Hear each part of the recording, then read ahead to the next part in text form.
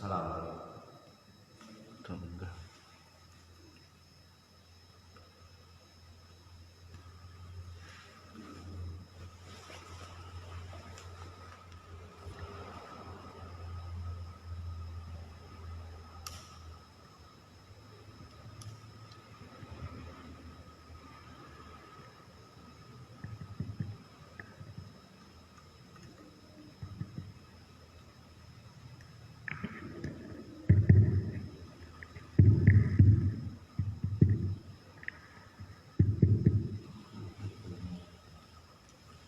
Assalamualaikum warahmatullahi wabarakatuh. Waalaikumsalam warahmatullahi wabarakatuh.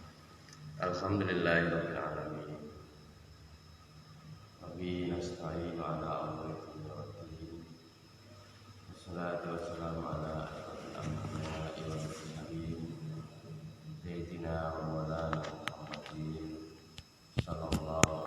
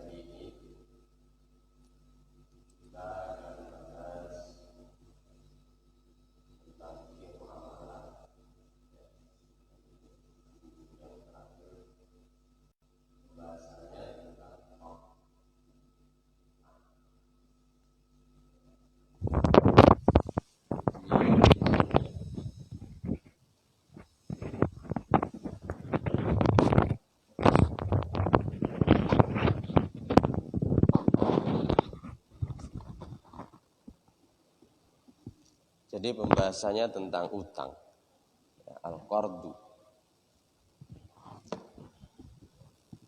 Ini satu hal yang di masyarakat itu, ya utang piutang itu satu hal yang biasa.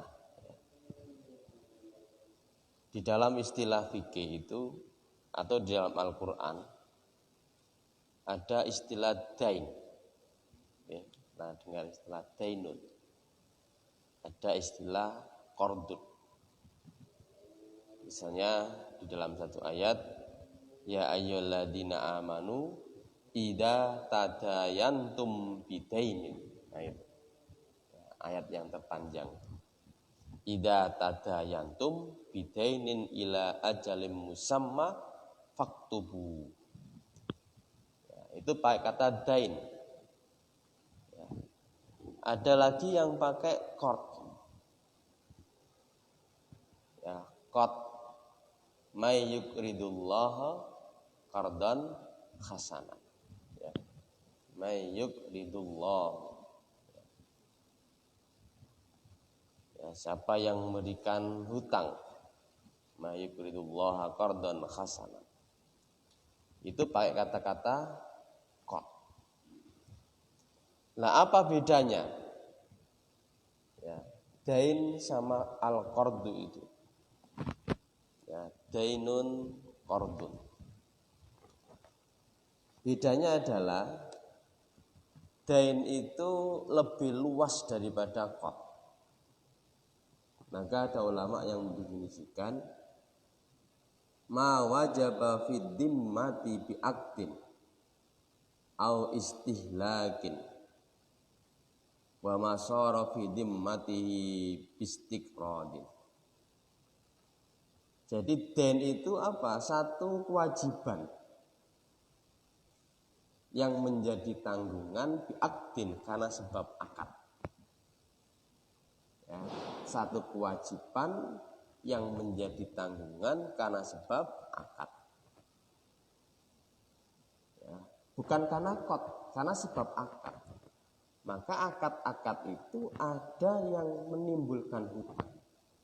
Misalnya nopo? Dengan jual beli dengan cara kredit, ya kan? Jual beli dengan cara kredit itu berarti pembeli itu punya hutang kepada penjual. Ya, kalau dibayar kontan, cash, berarti sudah nggak ada hutang. Tapi kalau dibayar dengan cara taksid, cara kredit, atau dengan pembayaran tempo, maka pembeli itu punya hutang. Nah, hutang di sini ini bukan dalam arti istilah qardun, tetapi dainun. Ya, jadi kewajiban, ya, tanggungan karena sebab akad itu, ya, karena akad jual beli pembayarannya dengan cara cicil. Au istihlakin, kewajiban yang menjadi tanggungan seseorang karena sebab merusak. Ya, misalnya dengan punya putra, ya, lanang main sepak bola, ya, nendang kena kaca tetangga, pecah. Maka orang tua punya kewajiban untuk mengganti, ya, kewajiban tanggungan karena sebab merusak tadi itu disebut dengan dain, tidak disebut dengan qard. Ya, itu dain, kewajiban. Atau kewajiban yang, ya, kewajiban berupa tanggungan itu karena sebab qard itu sendiri. Ya, maka kalau kita bilang, Mas Rena, saya hutang, maka itu, ya, kewajiban atau dain karena sebab qard itu sendiri. Jadi dain itu lebih luas daripada qard, karena qard itu masuk di dalamnya adalah dain sendiri. Qard itu masuk di dalam lingkup definisi tentang dain. Nah, ada lagi kemudian istilah qard itu. Apa itu qard? Ini pembahasan pagi kita, hutang. Qard adalah harta yang diberikan kepada mukrid, ya, orang yang meminjami, lil muqtaridi, untuk orang yang berhutang. Ya, harta yang diberikan kepada mukrid, orang yang meminjam, lil muqtarid, kepada peminjam, liyarudda mislahu ilahi inda qudratihi alaihi, untuk dikembalikan semisalnya, ya, ketika dia mampu. Ya, jadi pengembaliannya itu sejumlah uang yang diberikan kepada mukrid untuk muktarid itu. Nah, itu yang namanya qard. Misalnya ada si fulan, ya, sebagai mukrid, orang yang meminjamkan hartanya kepada muktarid, kepada fulan, sebesar 100.000 misalnya. Maka muktarid, orang yang meminjam tadi itu, berkewajiban liyarudda mislahu, mengembalikan semisalnya, serupa dengan uang yang dia terima. Ini apa namanya definisi dari qard itu. Sehingga di pembahasan nanti, ketika ada tambahan yang dipersyaratkan di depan, ya, ada tambahan, tak hutangi ya 100.000, ya, tapi kembalikan ya 120.000 misalnya. Maka yang 20.000 ini ya termasuk kategori riba. Ya. Jadi kalau dari definisi awalnya bahwa qard adalah harta yang diberikan kepada orang yang meminjami, kepada orang yang minjam, ya, untuk dikembalikan semisalnya, ya, ketika ia mampu. Ini hukum asal di dalam al-qad itu sendiri adalah al-qad. Ya, jadi al-qad itu memotong. Orang yang meminjami itu mengambil hartanya. Jadi maka sebenarnya al-qad, ya, memotong itu. Jadi misalnya saya meminjami orang, maka harta saya itu saya potong untuk saya berikan, ya, saya pinjamkan kepada orang lain. Itu yang disebut dengan al-qad. Ya, dari al-qad menurut asal bahasanya adalah al-qad. Kalau secara istilah tadi itu harta yang diberikan kepada orang yang meminjami untuk orang yang meminjam agar dikembalikan sejumlah harta atau uang yang diberikan ketika dia mampu. Ini secara definisi seperti itu. Nah, disyariatkannya al-qadu ini, disyariatkannya qad ini, hutang ini dalam kerangka taqarrub ilallah. Karena qad ini kan kalau di dalam fikih muamalah itu ya termasuk dalam kategori akad tabarruk. Akad-akad yang hanya mengharapkan ridha Allah Subhanahu wa taala. Benar-benar membantu tabar itu. Ya, ini berbeda dengan akad tijari. Jadi akad itu ada namanya akad tijari, ada akad tabarruk. Akad tijari itu akad-akad yang berharap adanya keuntungan. Namanya tijar, perniagaan. Ada yang keuntungannya pasti, itu akad-akad yang berbasis jual beli itu kan pasti. Ada akad-akad yang pendapatan atau keuntungannya tidak pasti. Misalnya akad-akad yang berbasis bagi hasil. Ya, itu tidak pasti karena nggak ada yang tahu berapa pendapatan bulan depan, tidak ada yang tahu. Nah, yang ada namanya akad tabarruk.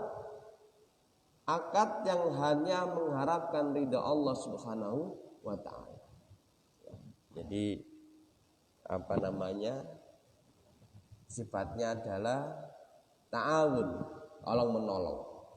Ya, karena adanya kebutuhan orang lain, maka kemudian orang yang berlebih dalam harta membantu.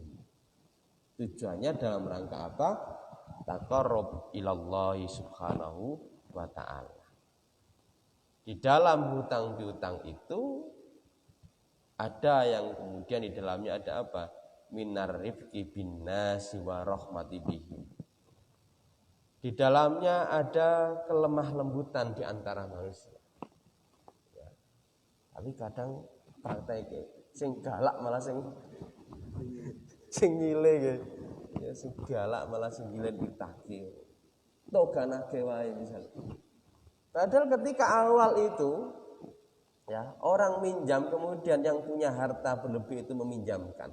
Itu di dalam diri, di dalam hutang itu ada arif, ada kelemah lembutan di antara manusia. Ya. Warahmah, adanya rahmat. Ya. Jadi ini ta'awuniyah ini. Ya. Wa taisiru umurihim, dan memudahkan perkara-perkara mereka. Ya, mungkin karena butuh betul, karena butuh. Ya. Lalu kemudian dia datang kepada orang yang dianggap bisa memberikan pinjaman. Ya. Itu ada kelemah lembutan, ada rahmat. Ya. Kemudian watafrij kurabuhum, ya, menghilangkan kesedihan mereka. Ya, ini benar-benar butuh nanti duit ini pancen ya ora. Maka orang yang menghutangi, mukrid tadi, orang yang meminjam tadi itu sebenarnya dalam dirinya ada kelemah lembutan, ya, ada rahmat, memudahkan urusan orang-orang yang kesusahan itu, ya, menghilangkan, ya, melonggarkan, memberikan kesenangan atas kesedihan orang yang kekurangan tadi itu. Maka disinilah kemudian Islam itu sangat menganjurkan, ya, sangat menganjurkan untuk saling memberikan rasa cinta kepada orang yang membutuhkan. Ya. Jadi hukum dasarnya itu hutang itu boleh. Ya, hukum dasarnya hutang itu boleh kalau memang digunakan untuk kebutuhan-kebutuhan yang sifatnya doruri. Ya, sifat-sifatnya yang sifatnya doruri, kebutuhan-kebutuhan primer. Ya. Tapi kalau hutang sekedar untuk seneng-seneng misalnya gitu. Nah, itu bisa masuk kategori haram, bisa masuk kategori tergantung ini. Ya, jadi hukum dasar hutang itu adalah sesuatu yang dibolehkan, ya, mubah. Ya. Berdasarkan beberapa riwayat, misalnya rawahu Muslim, Abu Dawud, wa Tirmidzi, dari Abu Hurairah, anan Nabiyya sallallahu alaihi wasallam qala man nafasa an muslimin kurbatan min kurabid dunya. Kata Rasulullah sallallahu alaihi wasallam, siapa yang melapangkan seorang muslim dari kesulitan, min kurabid dunya, dari kesulitan dunia, ya, jadi memberikan, melepaskan, ya, menghilangkan, ya, memenuhi kebutuhan, ya, seorang muslim karena kesulitannya di dunia ini, nafasallahu anhu kurbatan min kurabi yaumil qiyamah, maka Allah akan melepaskan darinya itu kesulitan dari kesulitannya nanti pada hari kiamat. Ya, orang yang memberikan menyelesaikan persoalan-persoalan sesama muslim karena dililit hutang, ya, di dunia ini, maka di akhirat nanti pada hari kiamat Allah akan melepaskan kesulitan-kesulitannya. Wa man yasar ala mu'sirin, dan siapa yang memberikan kemudahan atas kesulitan seorang muslim, yassarallahu alaihi fid dunya wal akhirah, maka Allah akan memudahkan baginya di dunia dan di akhirat. Ya. Memudahkan. Ya. Jadi, dan inilah salah satu prinsip di dalam Islam itu adalah taisir. Ya, memberikan kemudahan kepada umatnya. Maka kalau kita ini memberikan kemudahan kepada orang lain, ya, atas kesulitan-kesulitan yang dialami saudara kita, yassarallahu alaihi fid dunya wal akhirah, maka Allah akan memudahkan baginya di dunia dan di akhirat. Wallahu fi aunil abdi ma damal abdu fi auni akhihi, dan Allah akan menolong seorang hamba selagi hamba itu menolong saudara. Ya, ini prinsip ta'awuniyah. Prinsip tolong menolong itu hanya mengharapkan ridha Allah Subhanahu wa ta'ala. Tidak ada kemudian nek misalnya saya menolong, ya, kok aku tambahin misalnya gitu. Kalau dalam konteks utang piutang, ya, ini tak kayak utang, ya, tak pinjami misalnya 1 juta, tapi nanti kembalikan ya 1.500.000. Tidak itu. Karena sifatnya ta'awuniyah, sifatnya tolong menolong. Maka benar-benar ini dalam kerangka mencari ridha Allah Subhanahu wa ta'ala. Ya. Kemudian riwayat yang lain dari Ibnu Mas'ud, anan Nabiyya sallallahu alaihi wasallam qala, ma min muslimin yuqridu musliman qardan marrataini, tidaklah seorang muslim memberikan hutang kepada muslim dengan hutang marrataini 2 kali, illa kana kasodaqatin marraton, ya, kecuali itu adalah seperti sedekah 1 kali. Jadi utangi 2 kali dianggap seperti sedekah 1 kali. Ya. Kemudian di riwayat yang lain dari Anas, qala Rasulullah sallallahu alaihi wasallam, ra'aitu lailata usra bi ala babil jannati maktuban. Saya melihat pada malam saya diisrokan 1 pintu surga yang tertulis, ya. Jadi pintu itu maktuban, ditulis, ada tulisan. as-sadaqatu bi asri amsalih wal qardu bisama niyati asra. Sedekah itu dilipat gandakan pahalanya 10 lipat. Sementara orang yang mengutangi al-qardu hutang itu dilipat gandakan sama niyata asar 18 kali lipat. Lalu ada seorang lalu Rasulullah bertanya, "Ya Jibril, ma balal qard abdul min sadaqah?" Apa gerangan qad ya, hutang itu lebih utama daripada sedekah? Lalu Jibril menjawab, li'anna sa'ila yas'alu wa indahu. Wong sing meminta-minta itu ya, wong sing njaluk itu pasti dia masih mempunyai sesuatu. Mbok iki bahagia. Ya, misalnya orang minta-minta di jalan itu pasti dia sudah memiliki harta. Wal mustaqrid, sementara orang yang berhutang la yastaqridu illa man hajat. Dia tidak akan minta hutang kecuali karena butuh benar. Ya. Ini yang kemudian al-qardu, hutang itu ya lebih utama daripada sedekah. Ya. Jadi al-qardu ya, awal mustaqridu la yastaqridu illa min hajatin. Orang yang minta hutang itu tidaklah yang minta hutang kecuali min hajatin, karena adanya kebutuhan. Ya. Maka menghutangi itu jelas punya nilai tersendiri ya di hadapan Allah Subhanahu wa ta'ala. Lalu kemudian apakah sesuatu ya yang dianggap sah yang bisa dijadikan satu objek untuk utang piutang? Ya, itu banyak ya. Jadi objek utang piutang itu banyak.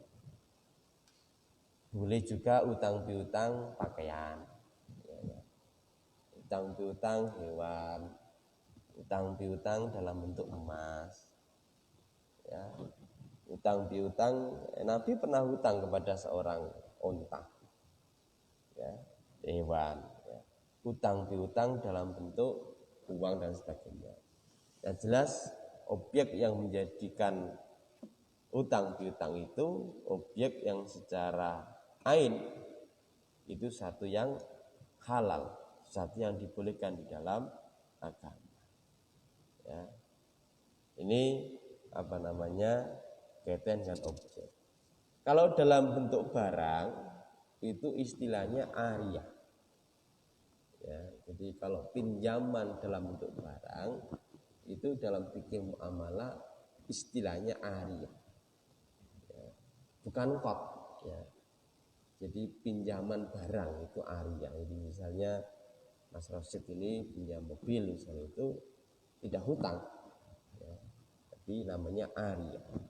Jadi dia harus mengembalikan sesuai dengan barang yang dipinjam itu berapa lama misalnya gitu. Ya, ini kaitan dengan objek barang. Nah, yang menjadi isu di dalam al-qard itu, utang piutang itu adalah isu tentang adanya riba. Ya. Kapan utang piutang itu muncul ribanya? Ya. Jadi kalau kembali kepada definisi awal, yang namanya hutang al-qard itu adalah harta yang diberikan orang yang meminjami kepada orang yang pinjam. Liyarudda mislahu, supaya orang yang meminjam tadi itu mengembalikan dengan yang serupa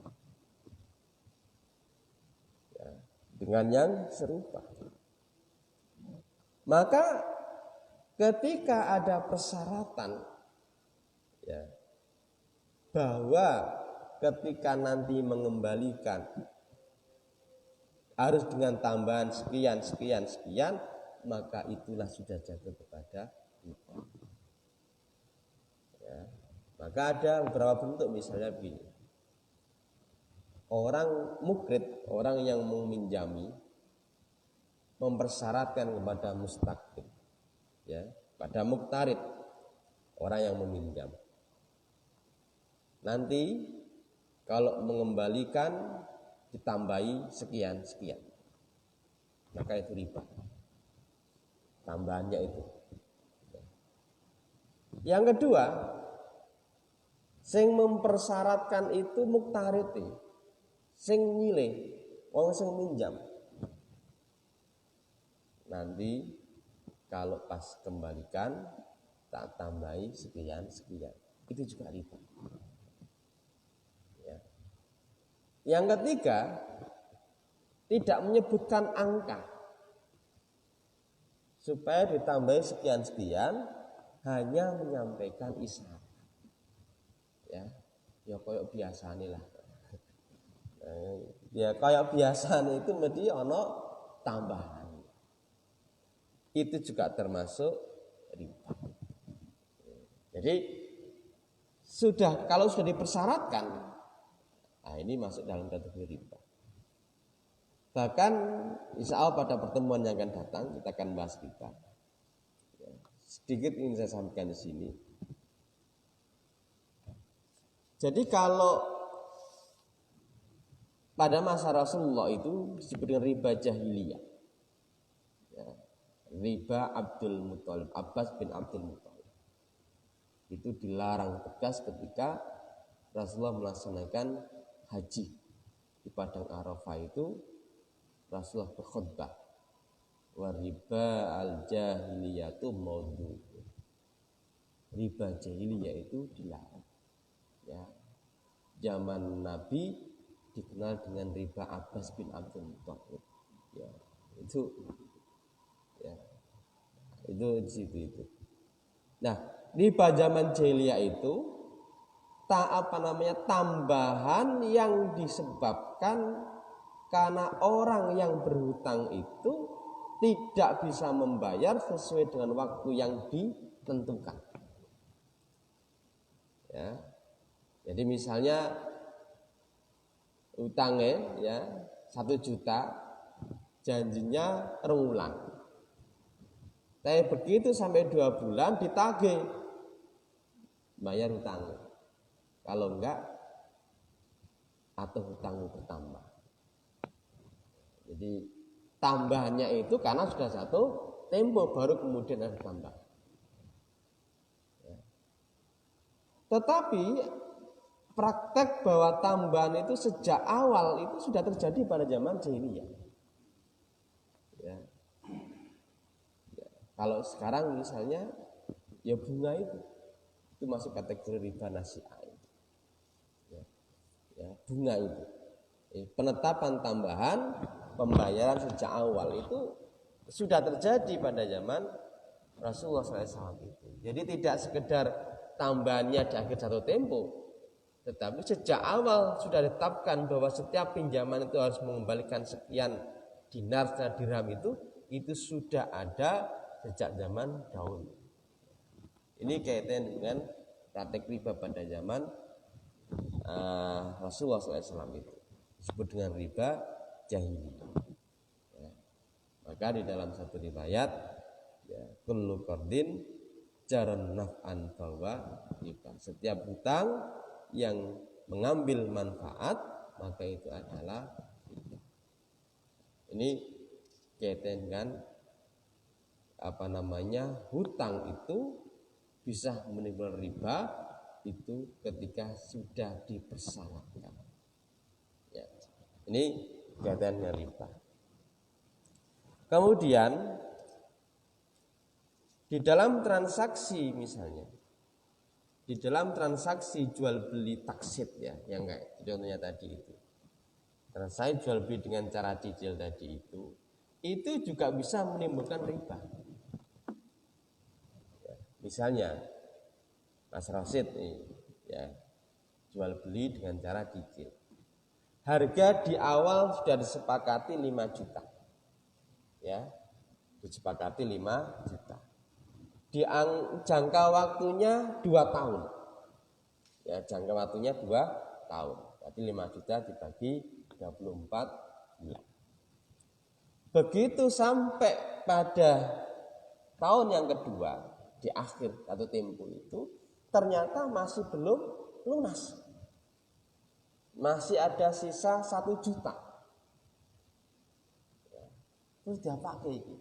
Bolehkah penjual minta tambahan dari Mas Rosid atas ketidakmampuannya melunasi sesuai dengan waktu yang disepakati? Jawabannya tidak boleh. Ya. Karena begitu ada tambahan maka itu riba. Ya syaratnya ya ditagih saja. Enggak boleh ada tambahan apapun atas sisa kewajiban yang 1 juta itu. Dikasih waktu, wis tak kei waktu mana larang wulan selesai misalnya. Enggak boleh ada tambahan. Karena begitu ada tambahan maka itu masuk dalam kategori riba.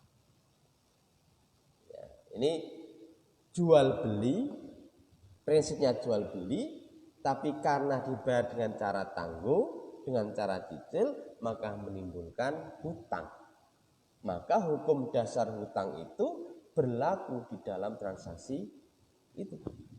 Ya, tidak boleh mengambil manfaat yang lebih. Karena sudah dari awal disepakati.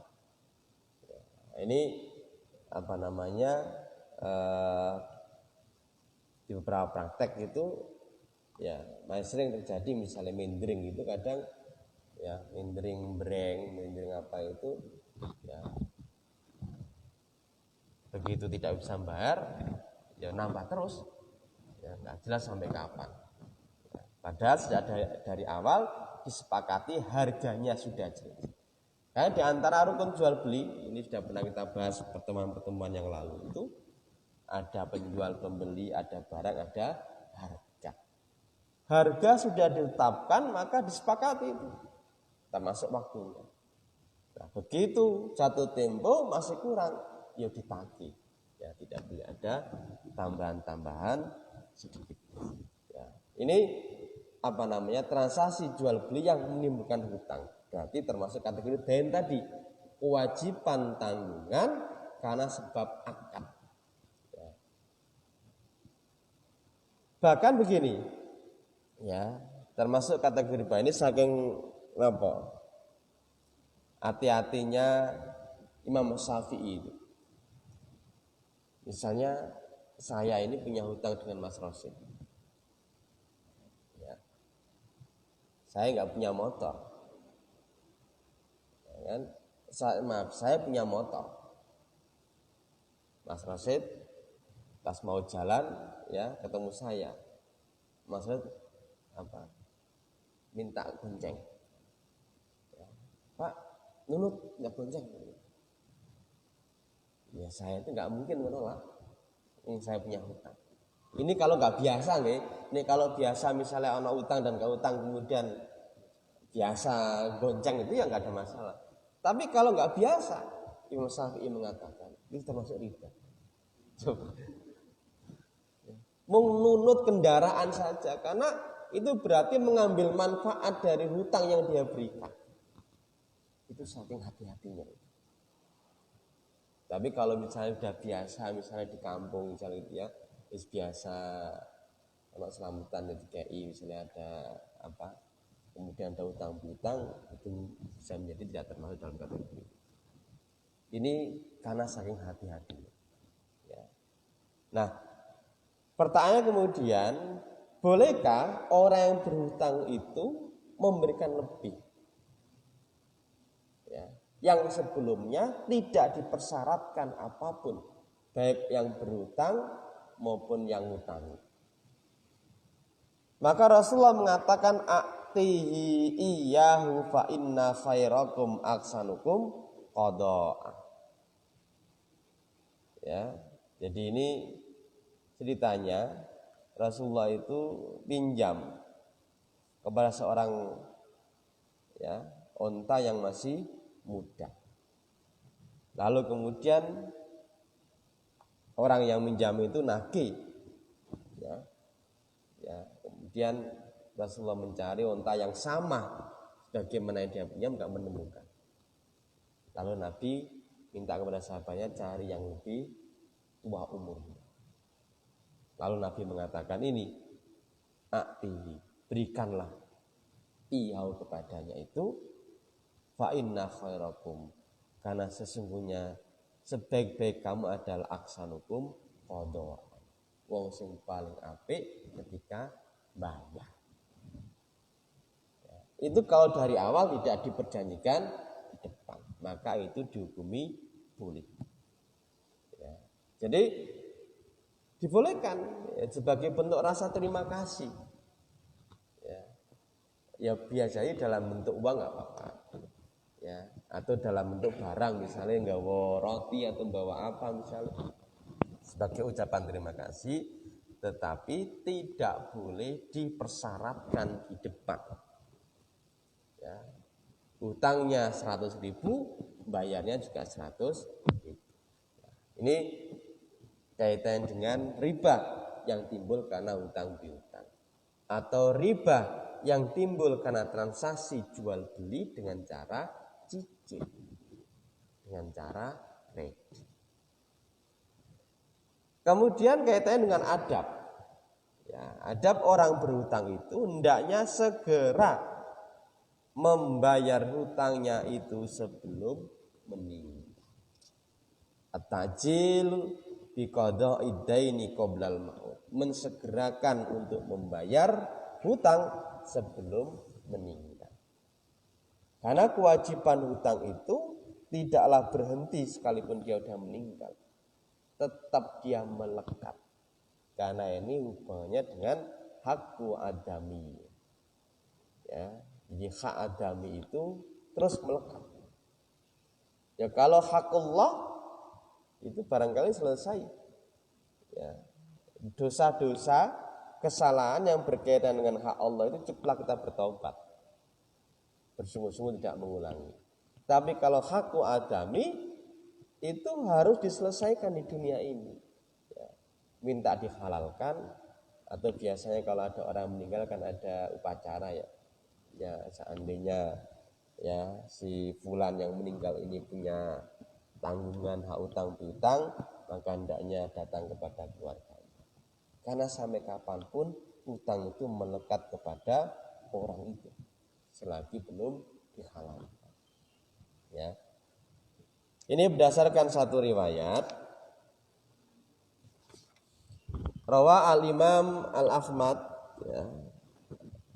Al-Imam Ahmad anna rajulan sa'ala Rasulullah SAW. Ada seorang yang bertanya kepada Rasulullah SAW, an akhihi mata wa alaihi dainun. Bertanya tentang saudaranya itu yang meninggal dan ia punya hutang. Faqala, maka kata Rasulullah, huwa mahbusun bidaini, dia itu tertahan dengan hutang. Faqidi anhu, bayarinya ya, bayari, sauri. Dia tertahan dia. Faqala, lalu kemudian rajulnya bertanya lagi, ya Rasulullah, qad ada itu anhu illa dinara ini. Saya sudah membayarnya ya Rasulullah, kecuali 2 dinar yang dimintakan oleh seorang perempuan. Walaysa lahu bayyinatun, tapi perempuan enggak punya bukti. Faqala a'tiha fa innaha muhiqqah. Berikanlah dia, karena ia ini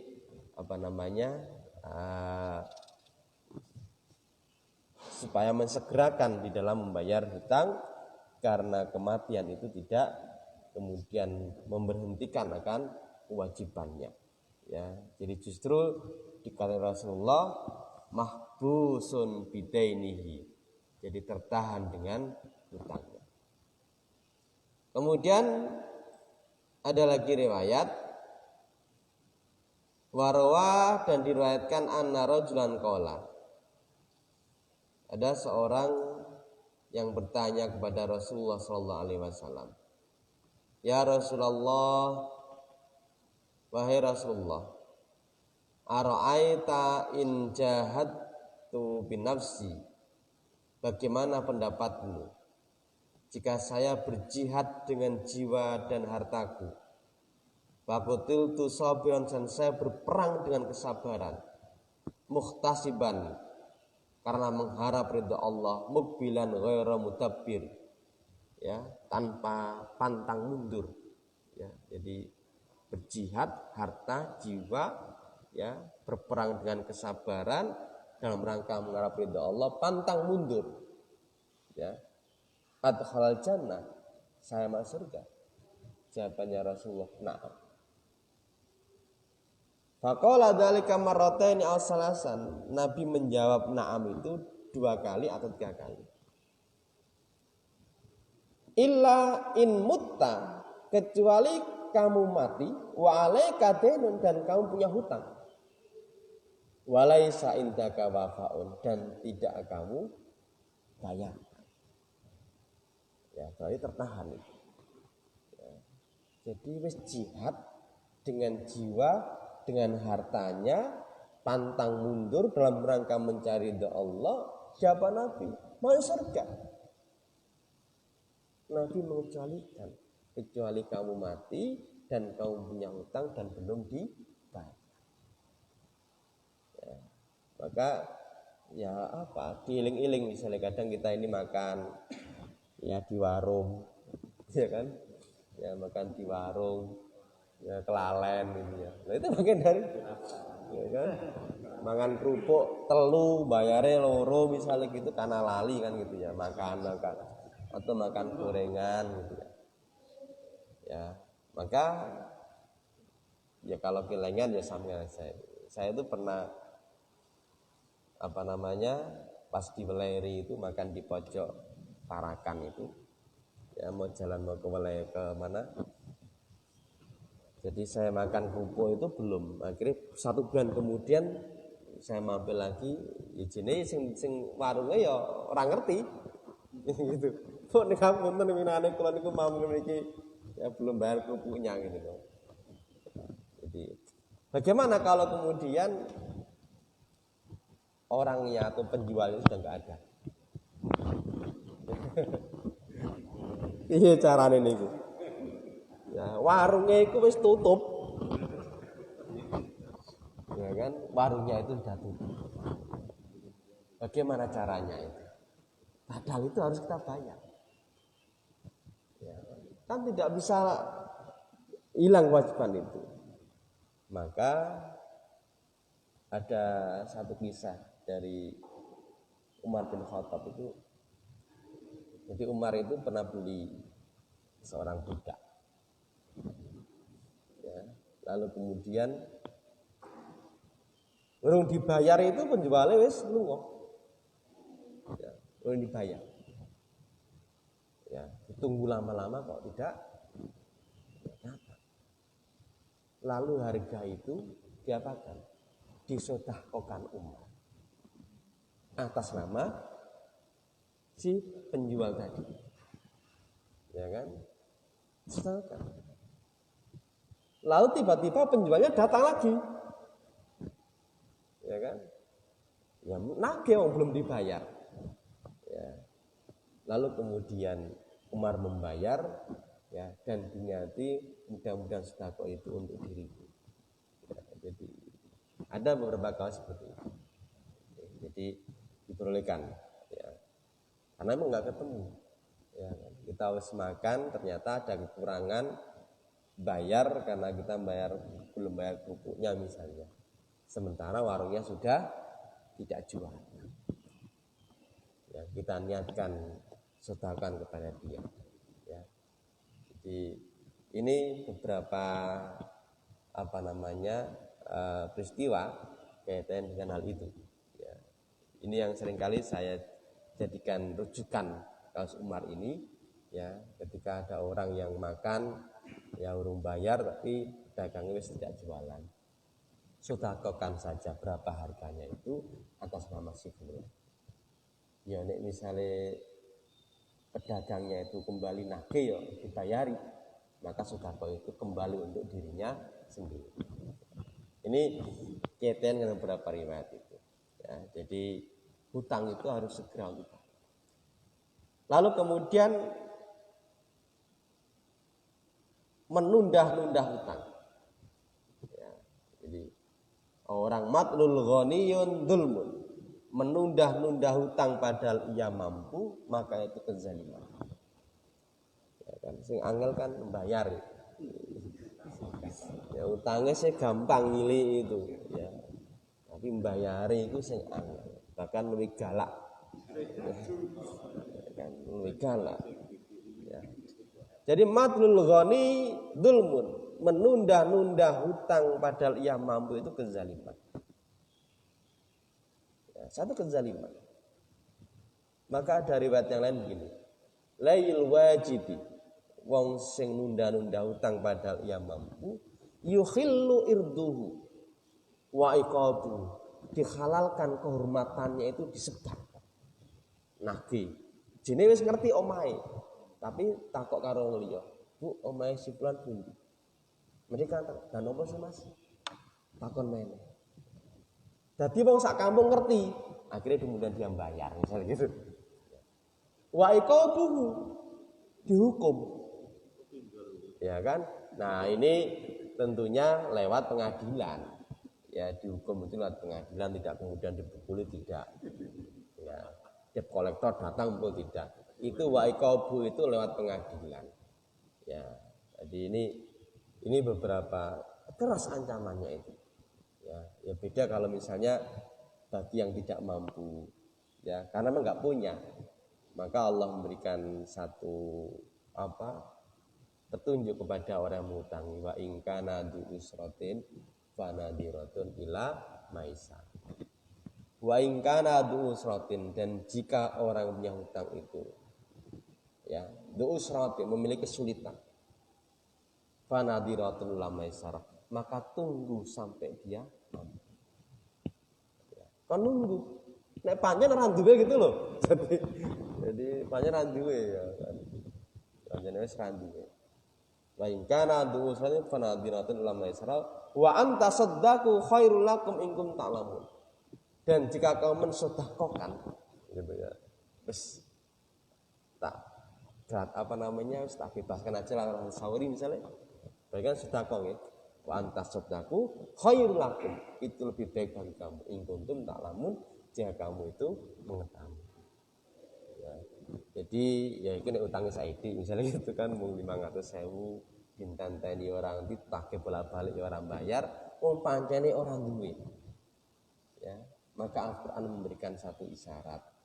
Wa anta saddaqu, dan hendaknya engkau mensedekahkan khairul lakum, itu lebih baik bagi kamu in kuntum ta'lamun, jika kamu itu mengetahui. Jadi tetap ada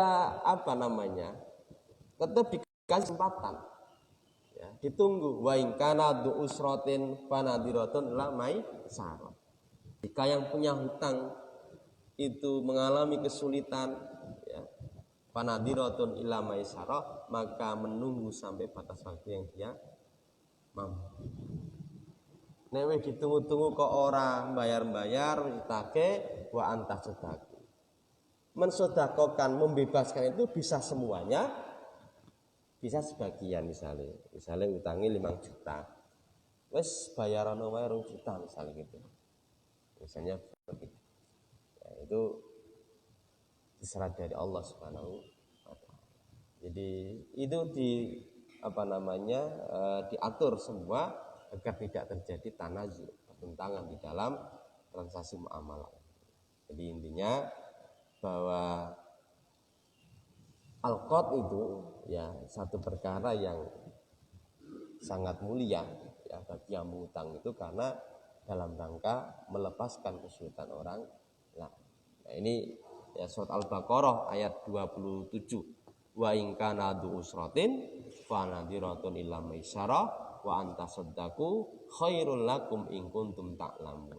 Dan jika ada yang punya hutang itu punya kesulitan, fanadhiratun ila maisarah, maka tunggu sampai ia ada kemudahan. Wa antasaddaqu, dan hendaknya kamu mensedekahkan, khairul lakum, itu lebih baik bagi kamu, in kuntum ta'lamun, jika kamu mengetahui. Jadi membebaskan itu bisa semuanya, bisa hanya sebagian saja. Pun saya kira itu ya pembahasan kita pada pagi hari ini. Ada yang mau didiskusikan? Iya. Assalamualaikum warahmatullahi wabarakatuh. Waalaikumsalam. Mau tanya, yang namanya pot itu kan bisa dalam bentuk uang ataupun barang. Di dalam prakteknya itu terkadang ada potensi timbul pertentangan ketika ini utangnya dihargai harga uang atau harga barang. Contohnya, kembali saya itu takut di pasar. Biasanya kalau ada temannya atau langganannya yang punya kawin, biasanya kalau kematian itu sok utang dulu, misalnya itu minyak goreng, barang ya macam-macam Pak, beras dan sebagainya. Nah itu kan biasanya ambil barang-barang. Cuma kadang kan sok ini utang barang atau utang Uang. nominal uang itu kan kadang sok saking akrabnya tidak ditentukan di awal. Nah potensi terjadi pertentangan itu ketika baliknya itu dalam bentuk harga, padahal kan kadang kalau kematian itu cepat, tapi kalau orang pinjam untuk uang mantenan itu malah sok suwi ya, karena kan mungkin yo rapati yo gitu. Tapi kalau kematian itu karena hubungannya sama yang si mayat kan didahulukan. Nah ini kadang sok menjadi timbul pertanyaan, utangnya ditentukan harga barang atau ya barangnya itu yang kalau barangnya sih menjadi clear karena utang sehari ini satu dus cukup banyak. Iya. Jadi ya mestinya dikembalikan dari barangnya. Ya misalnya apa, emas misalnya gitu ya. Ya, emas 10 gram nilai emas. Tentunya harga emas itu kan mesti ya naik ya atau turun misalnya. Ini potensi naiknya naik. Ya. Oleh kembalinya sampai 5 tahun 10 tahun. Kira-kira mau dihargai rupiahnya nominalnya atau emasnya? Nek dihargai uangnya itu tinggi sekali. Ya, mungkin waktu dia beli yang punya emas itu sak gramnya 500 oleh sak gram. Tapi karena mengembalikan 5 tahun, sak gramnya 1 juta. Nah, itu jadi timbul konflik. Makanya nilai emas ya kembalikan sesuai dengan objek yang menjadi transaksinya. Ya, yaitu sama misalnya ketika Nabi pinjam onta itu ya Nabi mengembalikan onta. Kalau tidak ada yang serupa, maka Nabi mengembalikan yang lebih baik. Ya saya kira nggak apa-apa misalnya gitu. Karena itu potensi tanah lanjut misalnya. Atau kasus yang paling sering itu adalah tanah. Ya, di desa-desa itu ada istilah sende. Ngertos Agus. Jual tahunan. Sende niku niki biasanya antar saudara lah Pak. Jadi misalnya saya dengan Mas Rena ini saudara, ya. Saya butuh uang. Mas Rena, saya butuh duit ya 20 juta. Aku duit tanah iki sampean garap misalnya gitu. Praktek di desa begitu, sampean garap, aku duit kebun iki garap. Padahal ini satu-satunya. Sampai 10 tahun. Sebenarnya sudah ada pernyataan, kok nek aku duit duit tak balekne duwite, tanahku ya tak jaluk. Ya. Kira-kira harga saat ini dengan 10 tahun kemudian kan harga tanah naik terus. Prakteknya Mas Nab ya yang kemudian itu nggak mau ya kembalikan dengan harga saat ini. Yo mumpet gitu kan itu. Ya kan?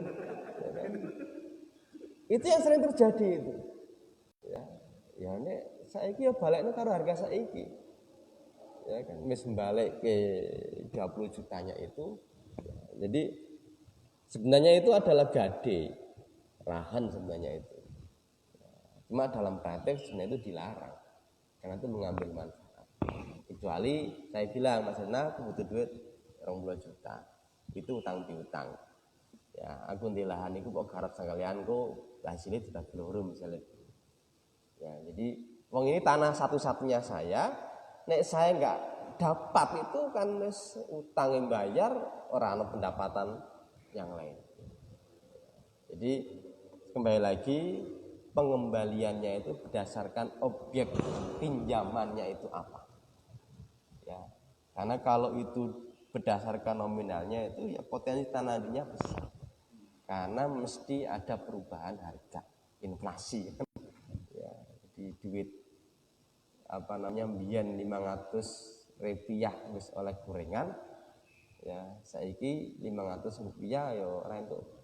Sekarang masih ada 500 rupiah oleh gorengan itu walaupun kecil. Ya, gitu kan. Dulu saya masih menangi nasi kucing itu 500. Ya, 500 rupiah. Itu saya menangi itu. Ya, sekarang sudah 1000. Ya, ada yang 1500. Ini berbeda. Ya, jadi kira-kira gitu, Mas. Ada yang lain enggak? Nggih, Agus. Waalaikumsalam.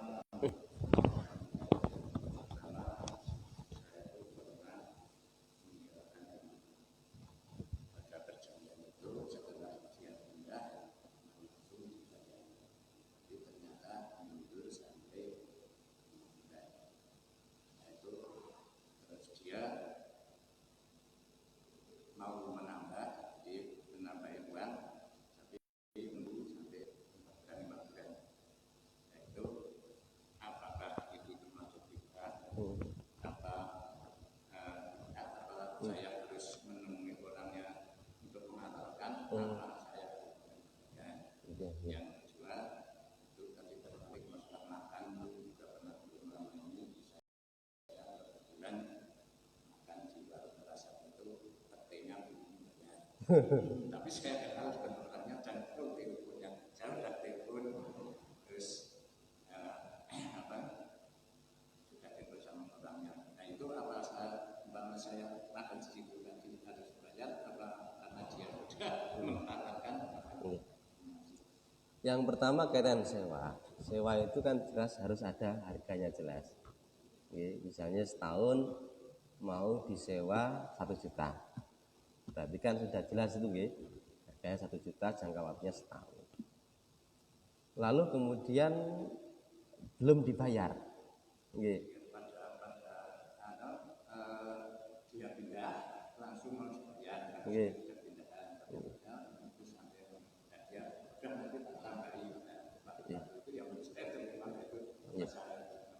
Jadi inisiatif ya kalau dari awal itu ya biar jadi itu bagian dari rasa terima kasih. Itu memang kadang tipis ya Pak. Ya. Tetapi begini, kan sewa itu 1 tahun misalnya gitu ya, dihargai 1 tahun dan jelas harganya. Karena dia belum mau pindah misalnya atau belum bayar dan masih nempati. Oh sudah pindah. Okay. Jadi tetap saja dibayar sesuai dengan harga yang disepakati dari awal, bahwa kemudian orang yang menyewa itu nanti akan memberikan, ya mudah-mudahan ini bagian dari tadi ahsanukum qadha'a itu. Sebaik-baik orang yang berutang itu adalah membayar dengan yang lebih. Kecuali dari sejak awal akad gitu ya. Sejak awal akad disepakati, dipersyaratkan bahwa nanti itu akan saya tambahi sekian-sekian misalnya gitu. Ya, jadi kalau itu bagian dari rasa terima kasih orang yang berhutang, orang yang meminjam tadi itu, yang nyewa tadi itu, maka ini termasuk kategori ahsanukum qadha'a, tidak termasuk dalam kategori riba. Ya. Kemudian yang kedua kaitan dengan makan. Jadi kalau sudah dihalalkan, ya, jadi lupa lalu kemudian nelpon, sudah dihalalkan kepada pemiliknya ya sudah sah. Tidak perlu harus membayar lagi. Ya, jadi sudah sah. Ya. Jadi di antara syarat tobat itu kan kalau berkaitan dengan Allah kan satu menyesali, kemudian menjauhi maksiat itu dan tidak mengulangi lagi. Kalau berhubungan dengan hak adami, syaratnya adalah minta dihalalkan kalau itu berkaitan dengan utang piutang, atau minta dimaafkan kalau berkaitan dengan perkara-perkara yang sifatnya misalnya fitnah atau macam-macam. Ya. Jadi kalau sudah dihalalkan, ya sudah, ya, sudah lunas. Nah, apakah termasuk harus datang atau tidak? Ya nggak perlu datang, telepon juga bisa. Ya Allah.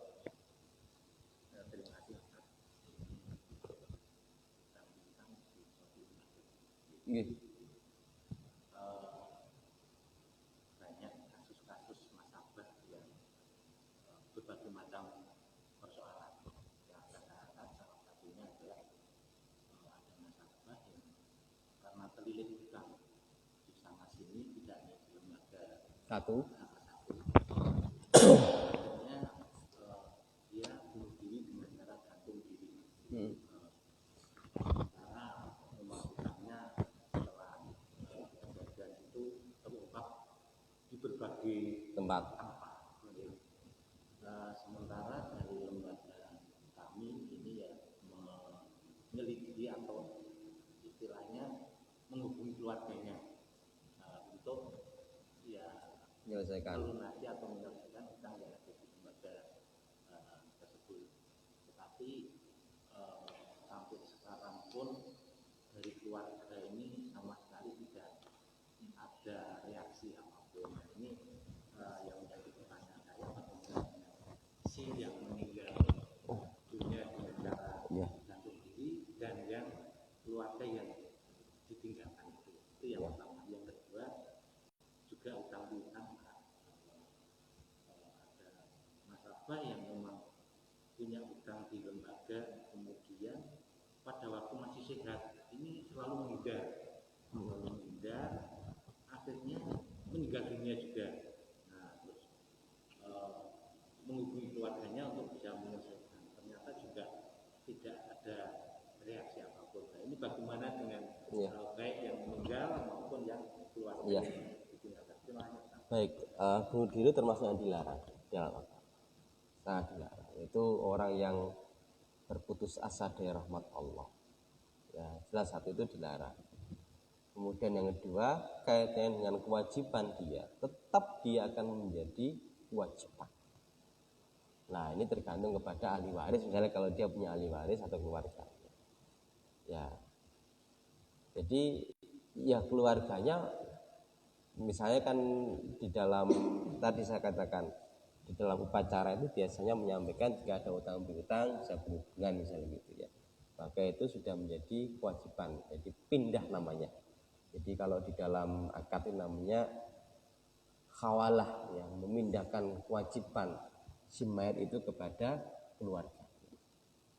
Nah, masalahnya nek keluarganya duwe, nah, gitu kan. Kalau keluarga nggak punya, ya ini kembali kepada pihak lembaganya. Kecuali kalau keluarga yang punya. Yang kedua, ada agunannya enggak?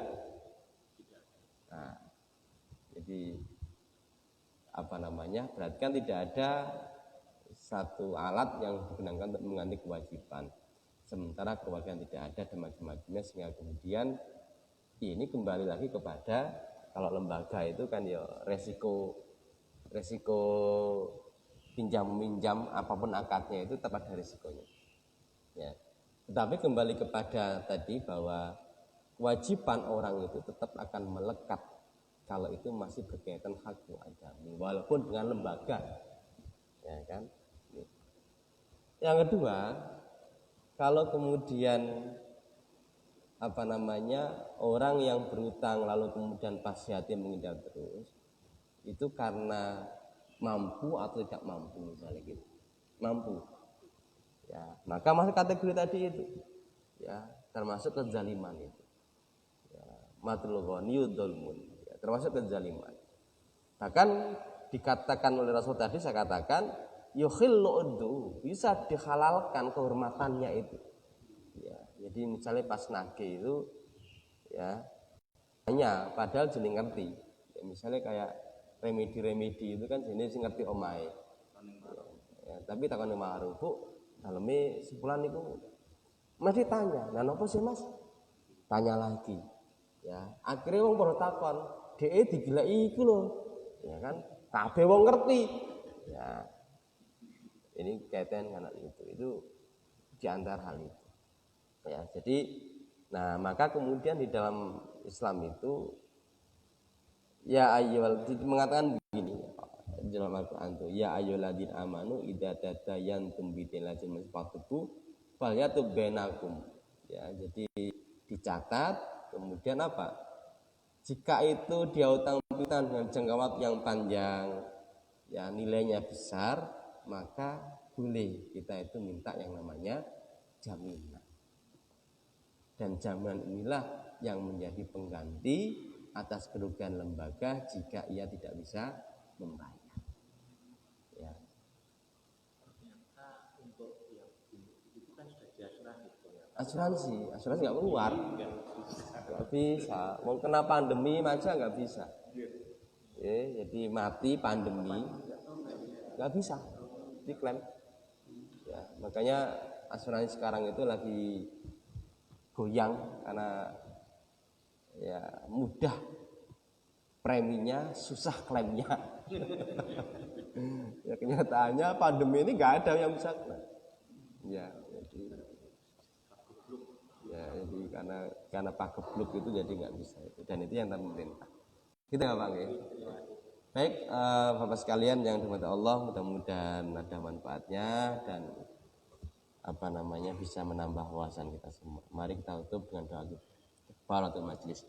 Bismillahirrahmanirrahim. Subhanakallahumma wa bihamdika asyhadu an la ilaha illa anta astaghfiruka wa atubu ilaik. Walhamdulillahirabbil alamin. Wassalamualaikum warahmatullahi wabarakatuh.